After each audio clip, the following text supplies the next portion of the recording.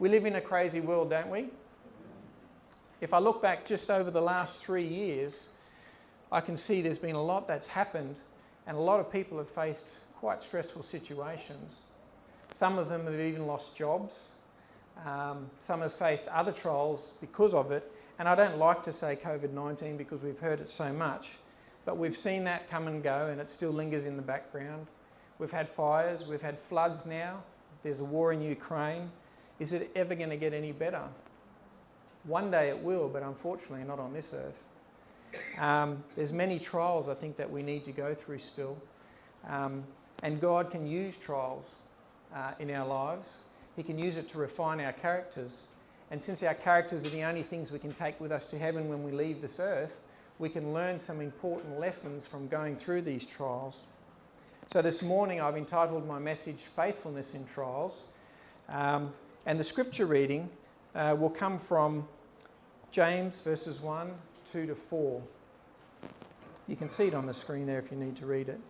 It says, "Count all joy, my brothers, when you meet the trials of various kinds. For you know that the testing of your faith produces steadfastness. And let steadfastness have its full effect, that you may be perfect and complete, lacking nothing." Pretty tough when it says that we must take joy in our trials sometimes. But I'm going to look at a Bible character this morning. He's one of my favourite Bible characters, and I think we can learn a lot from him. I know we've said prayer, but would you mind, just before I do get into it, that we just bow our heads once again, and I'll just say a prayer before we get into it. Dear Heavenly Father, Lord, what an awesome God you are. And we're just privileged to be able to worship you. You've said that we must take joy in our trials, and sometimes that's hard for us to do. But this morning, I just pray that as I speak, that you will not see me, but it'll be your words, that our eyes may be opened and that our ears may hear what you want us to hear this morning. Thank you for hearing my prayer. In your name, amen. This morning, like I said, I'm going to talk about one of my favourite Bible characters. You will all know his story well. He was seen as the favoured son. Not only that, he was blessed in that he had the ability to interpret dreams. Because of this blessing and because of his father's favouritism towards him, this created a rivalry amongst his brothers, which ultimately led to him narrowly escaping death. Instead, he was sold into Egyptian slavery. Who am I talking about? Joseph, well done. We can pick up the story this morning in Genesis chapter 37, verse 12, and I won't be reading every verse, but you'll be able to loosely follow me along as we just talk about it and look at his story this morning. In Genesis 37, verse 12, we find out that Jacob tells Joseph to go and check on his brothers who were tending to the flocks out in the field. So Joseph goes out to find his brothers, and when he finds them, his brothers come up with a plan to kill him. Reuben, however, the eldest brother, manages to convince them not to kill him, but to throw him into a pit with the intention of later releasing him and sending him home to his father. But as the brothers sat down to eat a meal, a caravan of Ishmaelite traders came by, and we know that Joseph was sold into slavery for 20 pieces of silver. Now I want you to imagine these initial scenes with me this morning. Joseph is now tied to the side of a camel, and as he starts to be led away, off into the distance he can make out the hills to where his father's tents lay. Would he ever see his father again? Would he ever return to his homeland? At that point he did not know. Maybe as he was being led away, he cried out to his brothers for them not to do what they were doing. The earlier scenes of his angry brothers, as they spoke angrily towards him, came back to his mind as they threw him into the pit. What a change in situation. From a cherished child to a despised and helpless slave, what would his future be? Grief-stricken and terrified, his emotions are so overwhelming that he starts to cry. Pretty tough experience, don't you think? In fact, I think it may have been the first major trial that he would have been experiencing in his life. But it was at this moment that Joseph starts to think about his father's God. As a young boy, he had listened to his father's story of the vision he had had while he was fleeing as an exile and a fugitive from his home. He was reminded of the Lord's promises to his father Jacob, and he also remembers how he had been taught to honour and to love God from a young age. These precious memories came flashing back to his mind, and Patriarchs and Prophets tells us that at this moment, and I've put it on the screen there, Joseph believed that the God of his fathers would be his God. He then and there gave himself fully to the Lord, and he prayed that the keeper of Israel would be with him in the land of the exile. Did you get that? Do you see what's happening here? At the very moment that Joseph started to go through his trial, and as he was being taken to Egypt as a slave, he purposed in his heart to give himself fully to God. And so here comes my first point for this morning. It all starts here, just as Joseph did in whatever we do, especially when we go through our trials. We must purpose in our hearts to give ourselves fully to God. If we do this, it sets a solid foundation and it helps us go through any experience. I want you to notice this though. Because Joseph purposed to give himself fully to God, he set himself a solid foundation. And because he set himself a solid foundation, his whole mindset changed. He was now not grief-stricken and terrified, but Patriarchs and Prophets once again tells us his soul thrilled with high resolve to prove himself true to God. Under all circumstances, to act as a subject of the King of Heaven. He would serve the Lord with undivided heart. He would meet the trials of his lot with fortitude and perform every duty with fidelity. Our mindsets are an important thing. How we approach our lives and our trials mentally has a big effect on the outcome. Who of you here have heard of the TEDx talks? It's a showcase of speakers normally. I think they've got their own website, but you can see it on YouTube. Generally, it seems to come from the science, medical, technology fields, but it's people that are leading in that field and discovering new things. And there's some requirements about how they can deliver this, and I think the time limit is a maximum of 18 minutes. I came across this one by Dr. Elia Crum a while ago, and I thought it was very interesting. Her and her colleagues have been conducting some research into how the mindset matters. And to do this, they were conducting many different kinds of experiments with groups of people. There was one that stood out to me, and I found it very interesting, and I hope you do too as well. What they were going to do was get a group of people, the same people, to sample 2 different milkshakes a week apart. After they had sampled the milkshake, they were going to take some bloods from the people to measure the ghrelin levels in their body. For those of you who do not know what ghrelin is, the specialists call it the hunger hormone, and it's a peptide which lives in our gut or our stomach. The way it functions is, when we get hungry, the ghrelin levels increase in your gut, which sends a signal to your brain telling you that you need to go and find some food. At the same time it does that, it decreases your body's metabolism just in case you do not find food. Once you've eaten, however, the ghrelin levels in your stomach drop, sending a signal to your brain, telling your brain that you no longer need to find food, but it also revs up your metabolism in order for you to process that food. So the group of people were brought in to sample milkshake 1, and this is it here on the screen. It was called the Sensor Shake.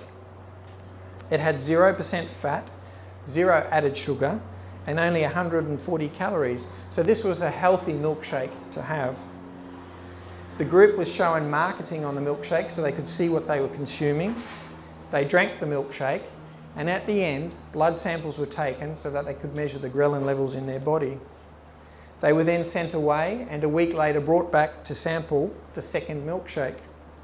This is milkshake number 2, the indulgence shake.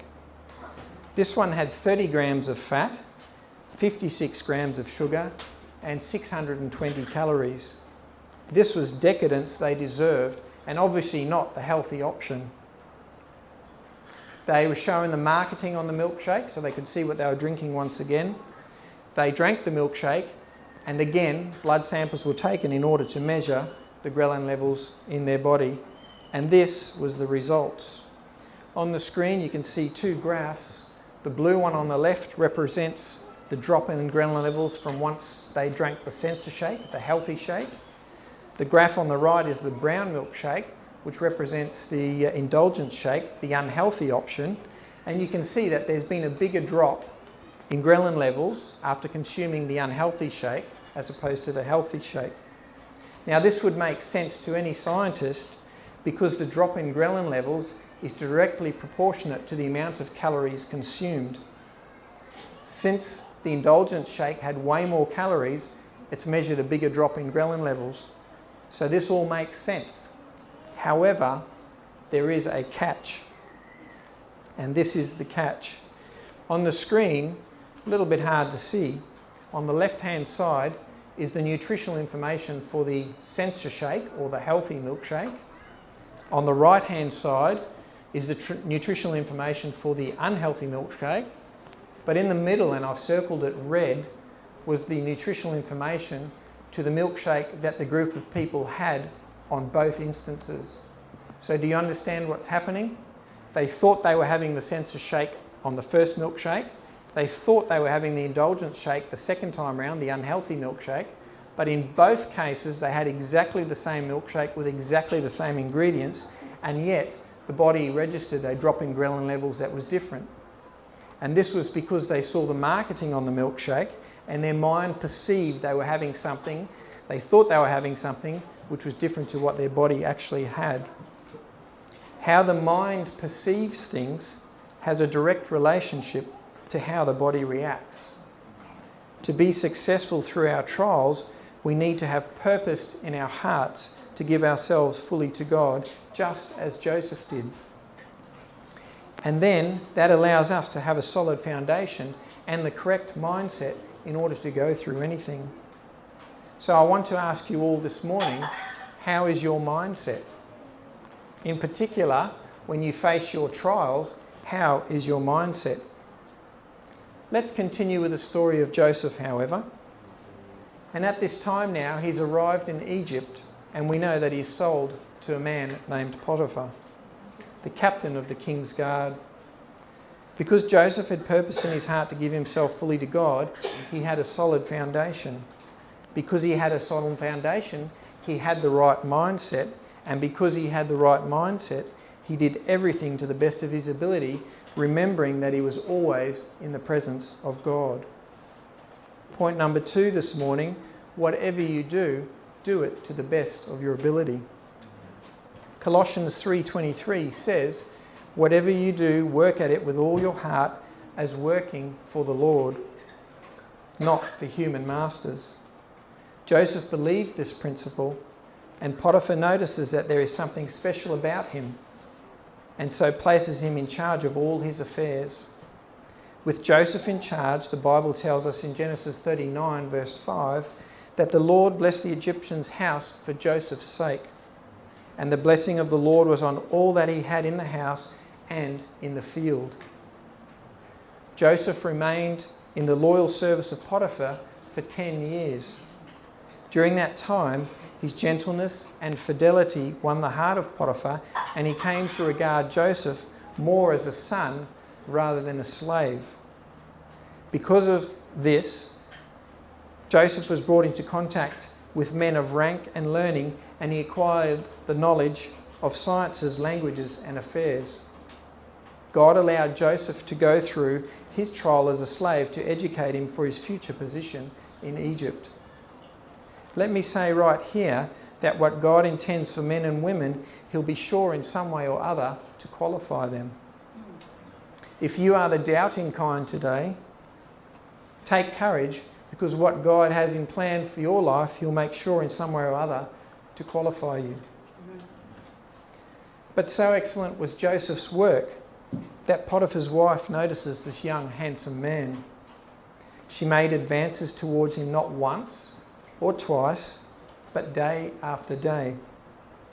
The Bible tells us in Genesis 39 verse 10, and though she spoke to Joseph day after day, he refused to go to bed with her or to even be with her. Rather, Joseph's response was, "How can I do such a wicked thing in the eyes of God?" He well remembered that the unseeing eye was always watching, and again he was reminded of the pledge he made to God on the way to Egypt as a slave. Rather than sinning against God, Joseph flees to escape sin.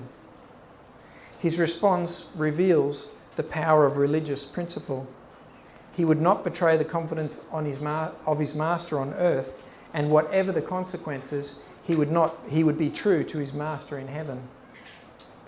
Potiphar's wife is now enraged and comes up with a lie, telling her husband falsely that Joseph had done a wicked deed. Potiphar must have been angry and sad all at once, because never before had his house prospered as much as when Joseph was in charge, but now he had to punish him. Because of Joseph's modesty and uprightness, Potiphar knew that Joseph did not do what his wife had claimed. But to save the reputation of his family, he had to punish him, and so he throws him into prison. He was put in prison for doing nothing wrong. Point number 3 this morning, doing right does not mean that things won't go wrong.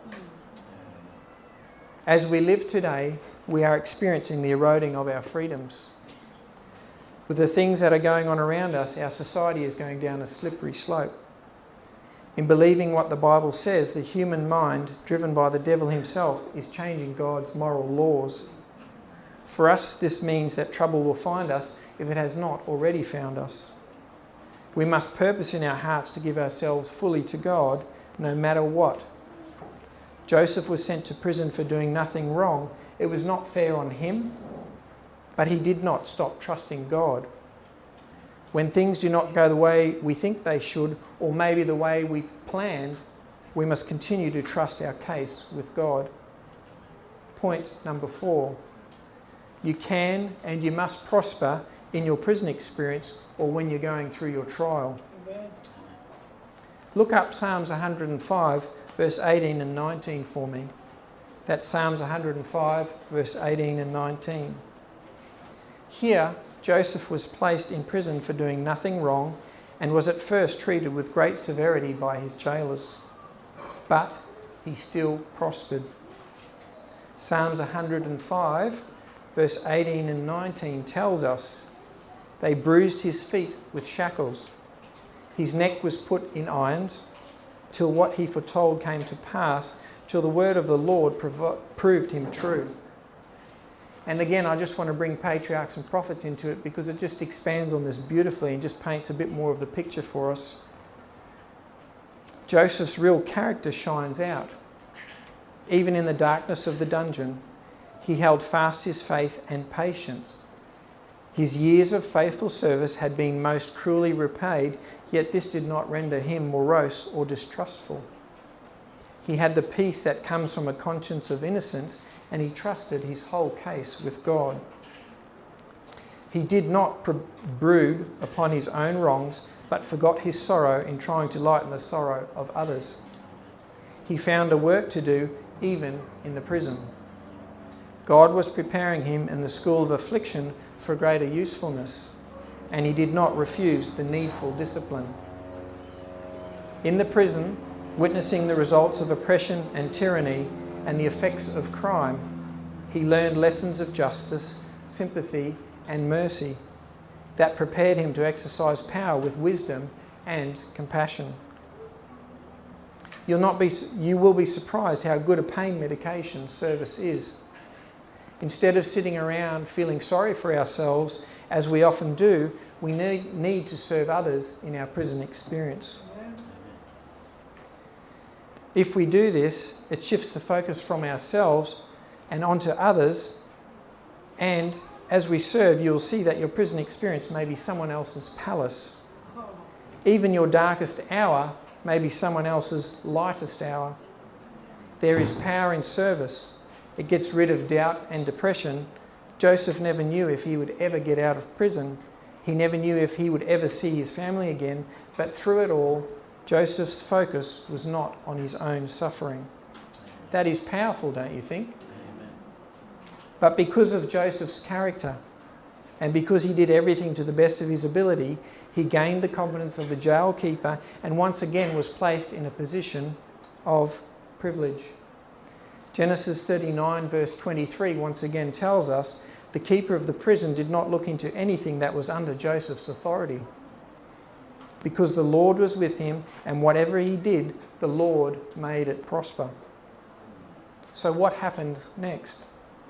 The Bible tells us that Pharaoh's butler and baker had offended him, and so he throws them both into prison. Joseph is then given the responsibility for looking after them, and one morning notices that they are both very sad. Genesis chapter 40 verse 7 to 8 records for us as Joseph asks them, "Why do you look so sad today?" And they said to him, "We each have had a dream, and there is no interpreter of it." So Joseph said to them, "Do not interpretations belong to God? Tell them to me, please." Point number 5 this morning. Give God none of the blame and all of the credit. Even though Joseph was innocent, he never blamed God for his prison experience. As mentioned earlier, his years of faithful service to Potiphar had been most cruelly repaid, yet this did not render him distrustful.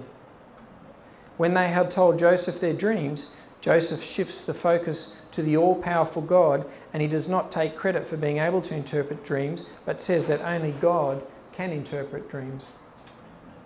So he asks them to relay their dreams, and the butler goes first in Genesis 40, verses 9 to 15. The butler says, "In my dream I saw a vine in front of me, and on the vine were 3 branches. As soon as it budded, it blossomed, and its clusters ripened into grapes. Pharaoh's cup was in my hand, and I took the grapes, squeezed them into Pharaoh's cup, and put the cup in his hand." This is what it means, Joseph says. The 3 branches are 3 days. Within 3 days, Pharaoh will lift up your head and restore you to your position, and you will put Pharaoh's cup in his hand, just as you used to do when you were his cupbearer. After Joseph had interpreted the dream, for the first time here, he pleads his innocence, because he says, "But when all goes well with you, remember me and show me kindness. Mention me to Pharaoh and get me out of this prison.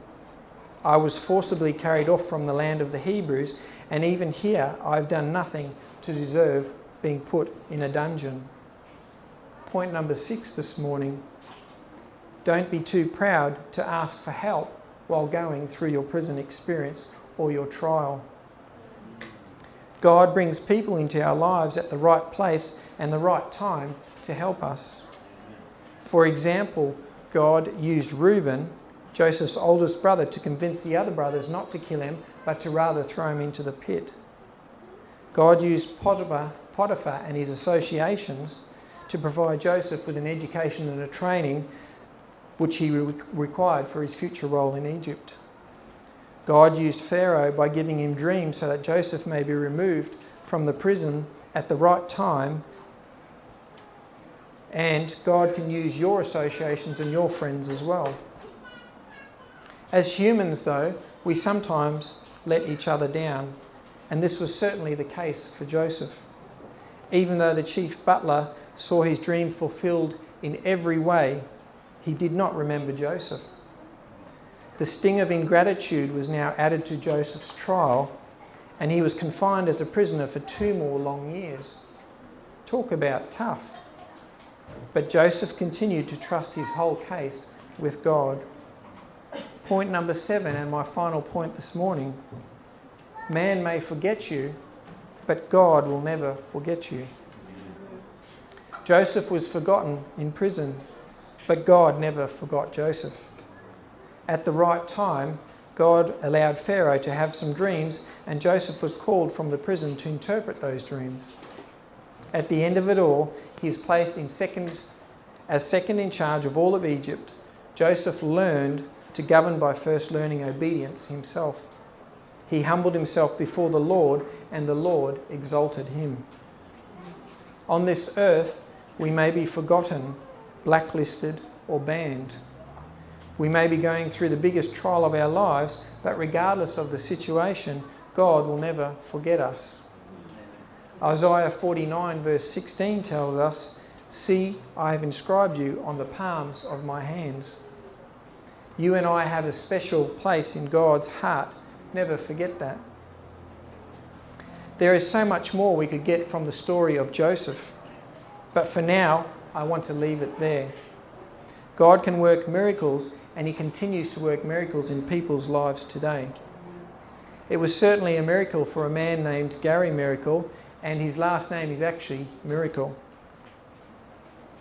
I've got a picture of them on the screen there. Gary Miracle, 40, spent almost 12 years in full-time ministry practice when he suddenly fell gravely sick in December 2019. He had no idea how much his life was about to change, nor quite how much he would need to draw from his Christian faith. "I just started feeling sick and went to the doctor and didn't really get better," he said. He assumed it was a bad case of the flu, but he had contracted a blood infection. On New Year's Eve, around 11 p.m, Gary's body went into life-threatening septic shock. He was airlifted to a hospital in Orlando and placed on life support, where he spent 10 days in a coma. "I was minute by minute," he recalls. "I think they gave me a 1 to 7% chance to live through this." On New Year's Day at 7:08 a.m, he flatlined. His body lay lifeless as medics performed CPR, finding a slight pulse at around the 8-minute mark. A cardiovascular surgeon placed Gary on an extracorporeal membrane oxygenation machine, which is a life support machine that pumps and oxygenates the blood outside of the body so that the heart and the lungs can rest. Gary woke up surrounded by family.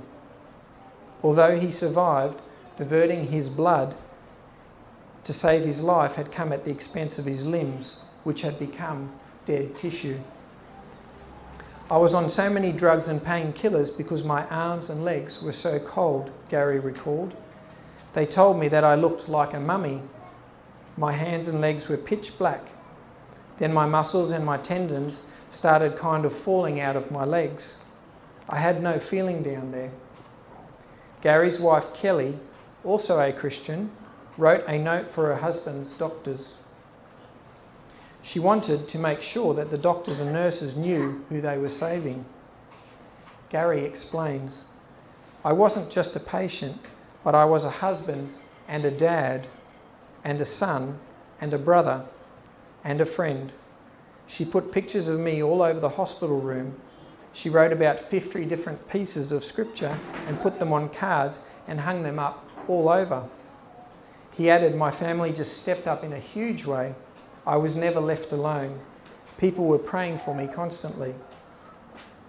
Gary spent 117 days in hospital, finally being discharged as a quadruple amputee in April 2020.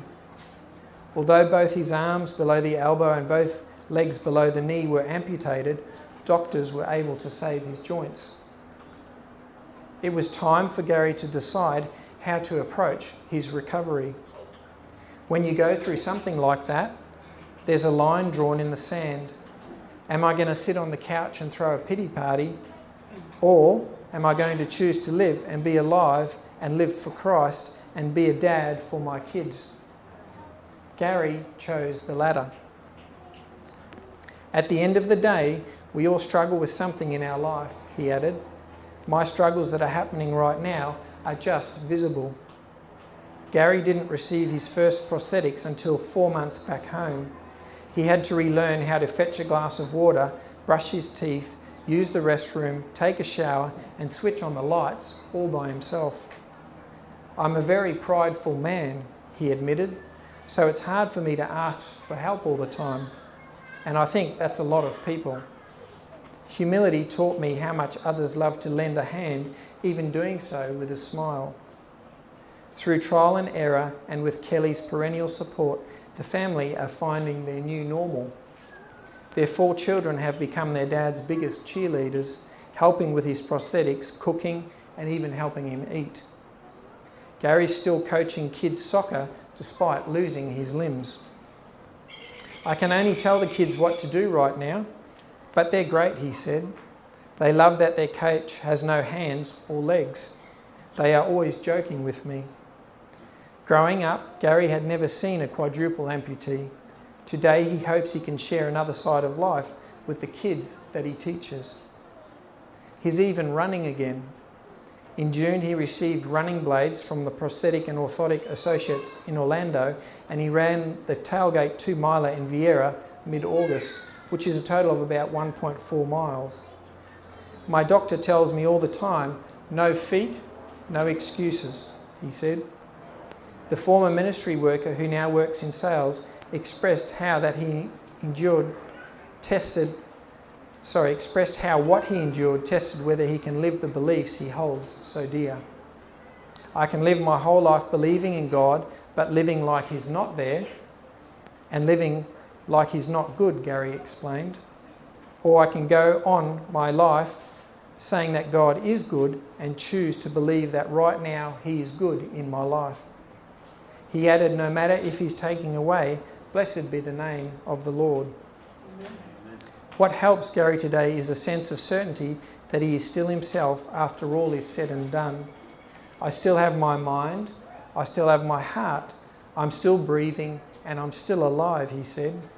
I'm still a dad, I'm still all of these things, but I just look a little different right now, and you know, that's okay. God didn't mess up on me, he added. God did not make a mistake. Powerful story, don't you think? In fact, I'm willing to bet that at some point through that trial in Gary's life, he would have purposed in his heart to give himself fully to God. Because he did that, he would have given himself a solid foundation, and because he had the solid foundation, he was able to have the right mindset in order to face his trial, even though he has no hands and legs. I know in my life I've experienced trials, and I'm sure that you have as well. Some have been good and some have been not so good. I remember a particular instance where I'd made some bad decisions, and at the end of it all I thought that I was lost. I don't know if any of you have ever been in that space before, but it's a horrible feeling because you feel like there's no hope. But one day as I poured my heart out to God in prayer, I realised that he had forgiven me. Thank God that God did not give up on me, and you know what? He does not give up on you either. So I don't know what each of you have been through in your past. I don't know what you may be going through right now, and as for the future, only God knows that. But whatever the case, even if the future seems dark and uncertain, keep smiling, keep singing, and keep shining. God never forgot Joseph, and he will not forget you, and he will not forget me either. So when we go through trials, we must remember to purpose in our hearts to give ourselves fully to God. If we do that, we give ourselves a solid foundation. Once we have a solid foundation, it gives us the right mindset for us to go through anything. My prayer this morning is that we remain faithful through our trials so that our characters may be refined, and we'll be able to meet our Lord and our Saviour in the clouds of glory one day when he soon returns. May God bless each of you this morning, is my prayer. Amen.